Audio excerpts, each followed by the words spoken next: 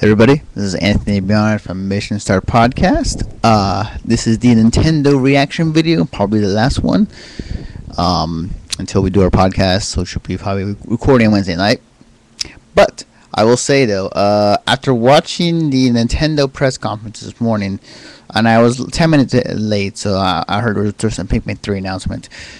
I'll say this: it was underwhelming, but at the same time, Nintendo, by virtue of what the Wii U is, I give them a slight edge over some of the others I've seen so far. Paper Mario was cool. A new Mario game was awesome. Though somebody pointed out, like, it kind of, the 3DS Mario game kind of undermined the Wii U Mario game, since they're kind of the same game essentially. And they were trying to sell the Wii U as much as they could. They showed up Batman Armored Edition, the Arkham City game, but just you're able to use the Wii U controller with different interesting aspects to the game, like getting your weapons or other things you can use with Batman in the game. The thing is, though, the entire time they're really showing off what you could do with the Wii U, like, you know, what exactly you can be very creative with it.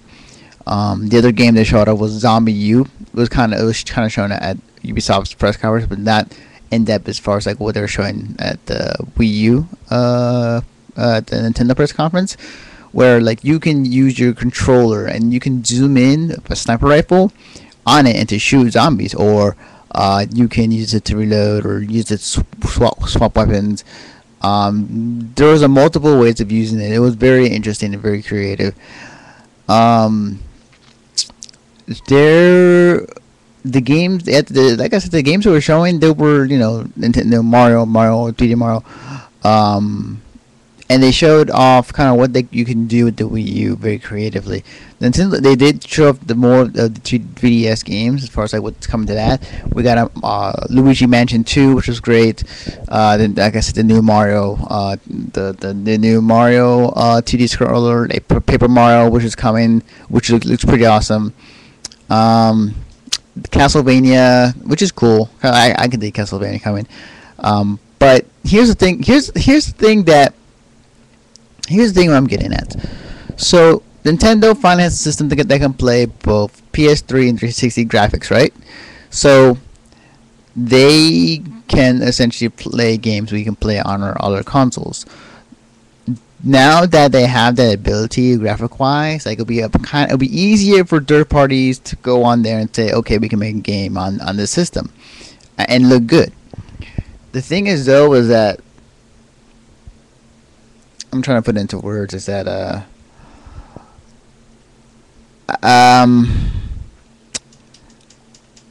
I feel that some of the things they were showing off today kind of were killed by the Microsoft press conference, for the fact that Microsoft showed off that you can use this kind of the same thing, that the tablet on your phones with the 360 to make it easier to use. More so, it makes it because we already have devices, and with the Nintendo Wii U, you have to buy the system with the controller. Thankfully, it comes with two Wii U controllers, so that's great. But Microsoft kind of already put it out there that you can use it to your advantage with your, you know, with your phones or with your tablets already you have at home, so you don't have to go and buy a controller for the console to use. So that kind of killed it. But here's the thing, that kind of killed it. But I will say that the Nintendo, the Wii U itself is a very interesting device, and that it's very interesting to see the kind of ideas that are coming out of this. I do like that you can turn off the TV, or, you know, somebody can watch it and you can play the game on your Wii U controller. You know, kind of like a portable gaming device, with all the graphics being, you know, up to date and everything, all, you know, not down subsided or not downgraded at all. That part to me is cool. I do really like that. That's pretty sweet. But yeah, I mean, like I mean, that would give merit to Nintendo more than I think with the other press conferences I've seen. It's gonna let's see what happens. I feel that maybe the if the third parties can go on Nintendo Wii U and they be successful, you'll see more support. You'll see more because they shown like hey, we got 23 games coming to the Wii U that are third party that will help us out, and if they've shown, but we'll have to wait and see how it translates on translates in sales. If it becomes a thing where people will buy on a Wii U and people are willing to give out money for these games, then I can see more third parties going to the Wii U to produce with the interesting concept of the controller. Though I feel like maybe they're used because you can use three separate controllers. You can use the Wii U controller, you can use the Wii U Pro controller, or you can use the Wiimotes. So I'm not quite sure if you're a developer, like you're making three separate. I mean, you make the same game, but it's three different settings. I guess it's probably a good thing to do. But I mean, we'll see. We'll see. I mean, like they ended the press conference with showing off the what was it Nintendo Land, or basically just a bunch of tech demos in a supposedly fake amusement park, and you're walking around as you're me and doing these tech demos or little mini games. I will say though, because like here's the thing, like we all laughed when they showed what was it crap. It was one of those games that came out on launch for Nintendo, like when the Wii came out, and it was almost the same thing, where there's a bunch of mini games, and it really it really got people buying the game a lot, and also the system too. So I can't say really that the Nintendo Land's going to be as successful, but it could very well could be, because of the audience that it's going towards. So it's I can sit here and say like I don't really like it, but like at the same time people are gonna buy the crap out of it, and I'm not gonna lie about that. That shit will happen. Yeah, I mean, I can't really. I mean, I'm trying to put into words what I just saw, and they show some great games, but at the same time they show some flops, in my opinion. But who's to say that Nintendo will outperform the other two, which it might happen.